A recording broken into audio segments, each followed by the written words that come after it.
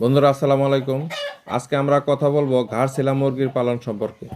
অনেকেই হয়তো এই মুরগিটিকে দেখেছেন, আবার অনেকেই নাম শুনেছেন। ঘাড়শিলা মুরগি দেখতে একটু আলাদা, কারণ এর গলার অংশে খুব কম পালক থাকে বা একেবারে থাকে না। এজন্য একে অনেক জায়গায় নেকেড নেক মুরগিও বলে ডাকা হয়।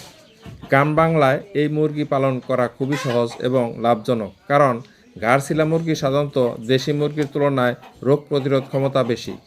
গরম আবহাওয়ায়ও এই মুরগি সহজে মানিয়ে নিতে পারে।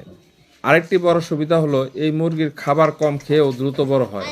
তাই যারা বাড়ির আশেপাশে ছোট পরিসরে মুরগি পালন করতে চান, তাদের জন্য এটি একটি ভালো বিকল্প হতে পারে। ঘাড়শিলা মুরগির মাংস খুবই সুস্বাদু এবং বাজারে এর চাহিদাও বেশি। অনেক জায়গায় দেশি মুরগির মতোই ভালো দামে বিক্রি করা যায়। এছাড়া এই মুরগির ডিমও ভালো দেয়। যদি সঠিকভাবে খাবার ও যত্ন নেওয়া যায়, তাহলে অল্প কিছু মুরগি দিয়েও একটি ছোট খামারে শুরু করা সম্ভব। যারা নতুন করে মুরগি পালন শুরু করতে চান, তারা ঘাড়শিলা মুরগি দিয়ে শুরু করতে পারেন। অল্প খরচে শুরু করে ধীরে ধীরে এটাকে বড় খামারে পরিণত করা সম্ভব। সবশেষে বলবো, সঠিক যত্ন, পরিষ্কার পরিবেশ এবং ভালো খাবার দিলে ঘাড়শিলা মুরগি পালন একটি লাভজনক ব্যবসা হতে পারে। ভিডিওটি ভালো লাগলে লাইক, কমেন্ট, চ্যানেলটি সাবস্ক্রাইব করতে ভুলবেন না। ধন্যবাদ সবাইকে। আসসালামু আলাইকুম।